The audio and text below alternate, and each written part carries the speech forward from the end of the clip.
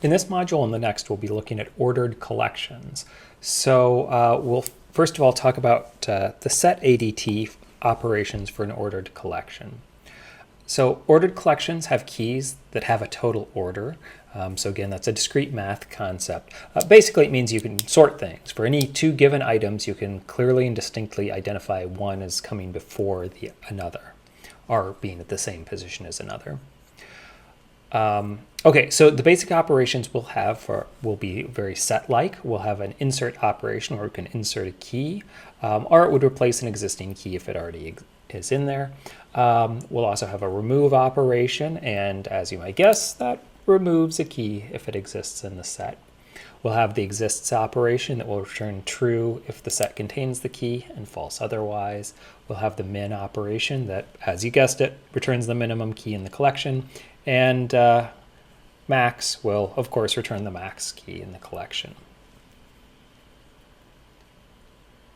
Okay, in addition to those kind of common operations, we'll also support the concept of an iterator or iteration. So Java supports the concept of iteration through collections by something called an iterator object and also an iterable interface. These two concepts are kind of related. The basic idea of the iterable interface is that it will guarantee that the collection provides an iterator method.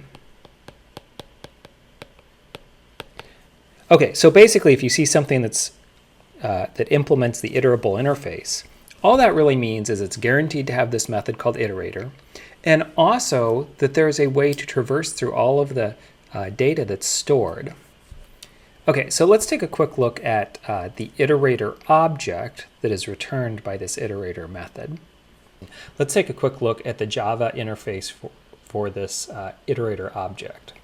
So the iterator object will have some type of data that it's traversing over, iterating over. It implements 4 methods, but I want to focus on just these middle 2. So the hasNext method returns true if there are more elements. The next method returns the next element. So these two are used in conjunction to continue iterating through the data until it's all been processed. So hasNext is called if there's more data, if it returns true. Next is called to get the next item. It is processed, maybe printed out, maybe something else.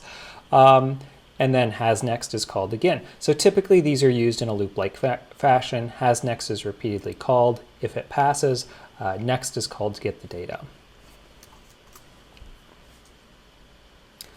Okay, iterators basically work a lot like text cursors in the sense that they have some positions. So it's very much like using the cursor keys to move through a document. So for instance, if I put my cursor down here somewhere, when I push the right cursor, it moves me forward. If there's more data, I continue moving to the right. Okay, so hasNext would be like asking, hey, is there more data to the right? If we haven't hit the end of the line, clearly there is. The next operation we can kind of think of as moving to the right and getting the next piece of data.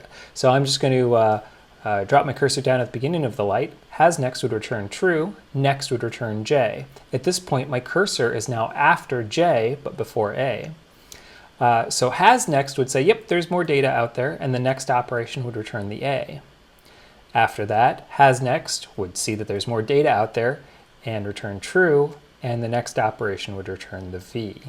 And again, it would just repeat, hasNext checking to see if there's more data, next, getting that actual data and advancing past it. Okay, typically Java uses these iterators in a way that you don't have to worry about them at all. So typically the iterators are used by the for each style loop. So you as a programmer can focus on the concept of iteration, and Java, the programming language, will take care of the details behind the scenes of actually using a loop and getting each item. So you can use the simplified for each style syntax, which will then actually use the iterable interface and iterator objects and the iterator objects hasNext and next methods to traverse through the list.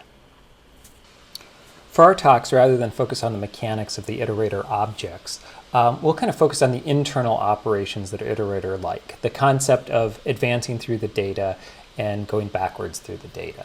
So our operations will start at some particular location in the data structure, and we'll think of either the successor or the next function that will somehow move us on to the next item if there is one, and the predecessor or previous function method that moves the item to the item that comes before a particular item. So we'll still kind of internally have this concept of a cursor. So in an array, a cursor might be the concept of an index, where successor would increase the index and predecessor would decrease the index.